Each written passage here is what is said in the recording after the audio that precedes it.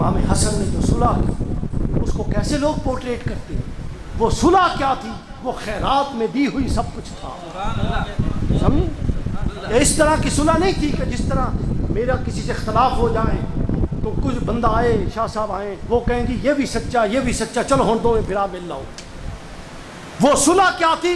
علی کے بیٹوں نے دنیا کو جب رکھا، جوتے کی نوک پہ رکھا، انہوں نے اٹھا کے دے دی کہ لے جاؤ، اگر خون ریزی اس سے ختم ہوتی ہے تو مجھے حکومت نہیں چاہیے، مجھے نانا کی امت سلامت چاہیے، خیرات میں دے دی۔ ہم اگر کسی کو معاف نہیں کر سکتے تو حسن سے کیا تعلق ہوا؟